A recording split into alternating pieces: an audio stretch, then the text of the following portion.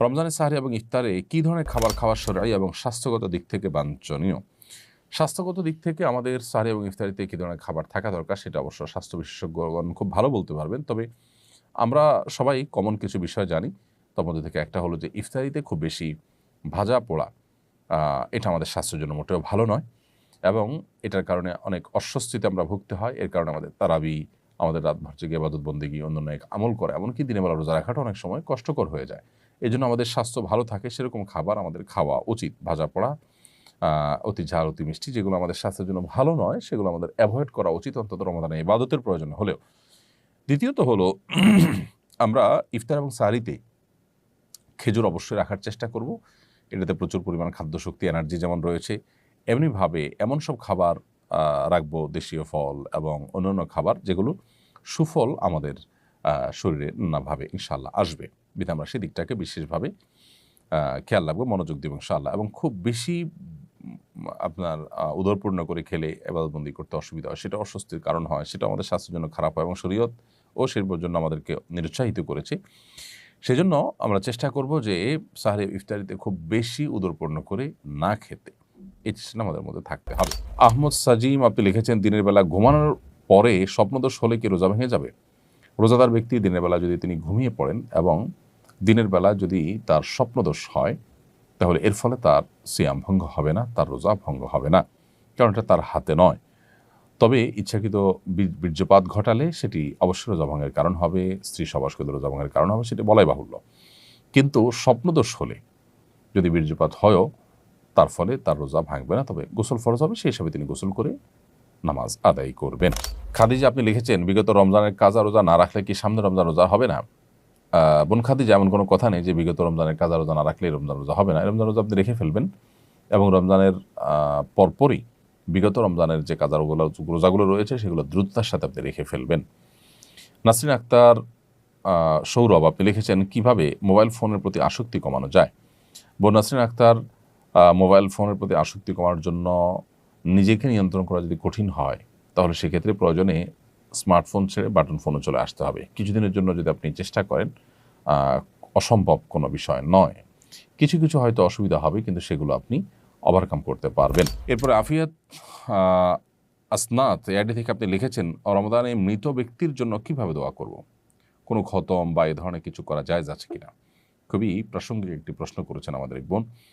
রমজানে মৃত ব্যক্তির জন্য আমরা দোয়া করতে চাই, বিশেষ করে রমজান উপলক্ষে আমাদের মৃত মা বাবা তাদের পক্ষ থেকে, আমাদের প্রিয়জনদের পক্ষ থেকে কিছু করার তাগাদা আমরা অনুভব করি। এক্ষেত্রে দোয়ার ক্ষেত্রে যেটি হবে যে আমরা নিজেরা আল্লাহর কাছে তাদের হয়ে তাদের জন্য মাগফিরাত কামনা করব, দুহাত তুলে দোয়া করব, চোখের পানি ফেলবো, অন্যদেরকে দিয়ে দোয়া করাবো বা অন্যদের কাছে দোয়া চাইবো তাদের জন্য, এটি হতে পারে। দ্বিতীয়ত, তাদের তরফ থেকে আমরা দান সাদাকা করব।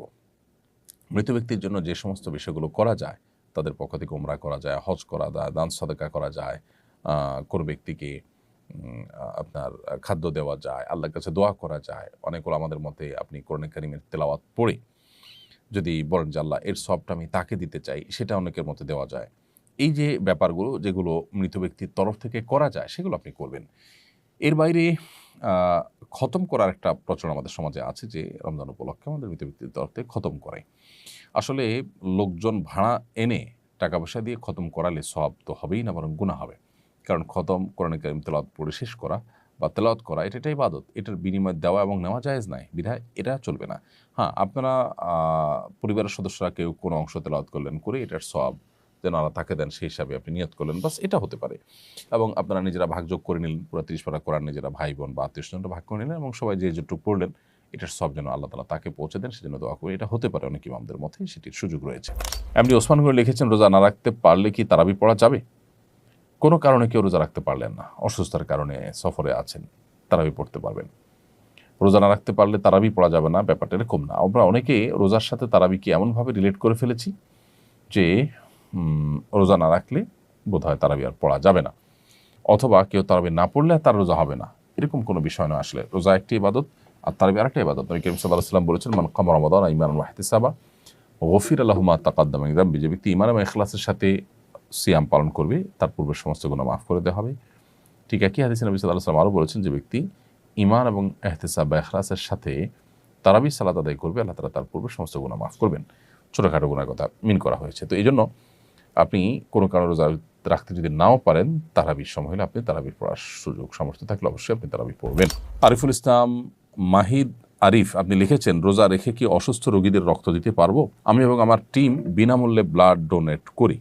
উত্তরটা জানতে চাচ্ছি। প্রিয় আরিফুল ইসলাম, আপনি আপনার টিম মানুষকে বিনামূল্যে যে রক্ত দিয়ে থাকেন সেটা অবশ্যই একটি ভালো কাজ, এবং রোজা রেখে যদি রক্ত দিলে আপনি অসুস্থ হয়ে রোজা রাখা কঠিন হয়ে যেতে পারে এরকম কোনো আশঙ্কা না থাকে, তাহলে সেক্ষেত্রে আপনি রোজা রেখে রক্ত দিতে পারেন, কোনো অসুবিধা নেই। রমজানে রোজা রেখে শরীর থেকে রক্ত বের করলে যে রোজা ভেঙে যায় তা কিন্তু নয়। মূলত শরীরে কোনো কিছু প্রবেশ করলে যেটা আমাদের খাদ্য বা আপনার পানীয়ের কাজ দেয়, যেটা আমাদের শরীরে এনার্জি সৃষ্টি করে, অর্থাৎ ক্ষুধা নিবারণ, পিপাসা নিবারণের কাজ দেয়, সেরকম কিছু যদি শরীরে প্রবেশ করে তাহলে সেটা রোজা ভাঙার কারণ হয়। এখানে তো শরীর থেকে বের হয়েছে। এটা যদি স্বাভাবিক হয় যে এক ব্যাগ রক্ত আপনি দিলেন, এর ফলে আপনার রোজা ভাঙতে হবে সেরকম পর্যায়ে আপনি চলে যেতে পারেন, এরকম কোনো আশঙ্কা যদি না থাকে ইনশাআল্লাহ আপনি রক্ত দিতে পারেন। এরপরে প্রশ্ন হলো, রোজা অবস্থায় ইনসুলিন গ্রহণ করা যাবে কি না? রোজা অবস্থায় ইনসুলিন গ্রহণ করা যাবে, কারণ যে ইনসুলিনটা আমরা গ্রহণ করি সেটা আমাদের আসলে পাকস্থলিতে বা পেটের ভেতরে যায় না, খাদ্যের কাজ দেয় না, এটা জাস্ট চামড়ার নিচে এটি থাকে, যার কারণে এই ইনসুলিন আপনি রোজা অবস্থায় গ্রহণ করতে পারবেন। আমিনা আক্তার আপনি লিখেছেন, রোজা অবস্থায় চোখ, নাক ও কানে ড্রপ ব্যবহার করা যাবে কিনা? বোন আমিনা, রোজা অবস্থায় আপনি চোখে ড্রপ ব্যবহার করতে পারেন, কানে ড্রপ ব্যবহার করতে পারেন, তবে নাকে ড্রপ ব্যবহার করতে পারেন না, কারণ নাকের যে ড্রপ সেটা আপনার নাকের ছিদ্র হয়ে কণ্ঠনালী হয়ে আপনার পেট পর্যন্ত যেতে পারে, সেজন্য এটা আপনি করতে পারবেন না।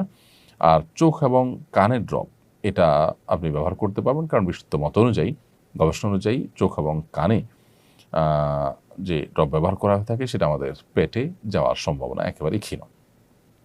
এর মধ্যে একটা তো আছে যে পেটের সাথে যাওয়ার কোনো কানেকশনই নেই, যার কারণে এগুলো আপনি ব্যবহার করতে পারবেন।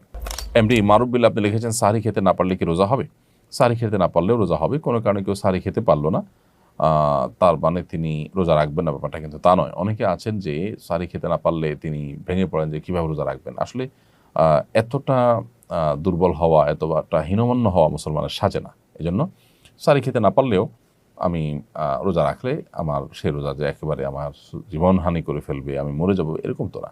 এই জন্য হিম্মত করা দরকার। তাছাড়া সাহরি খাওয়াটা এটা রমজানে রোজার একটা সুন্নত আমল, এর ফলে রোজার মূল স্ট্রাকচার ফরজ বা ওয়াজিব তো আর ছুটছে না, যার কারণে আপনার রোজা হয়ে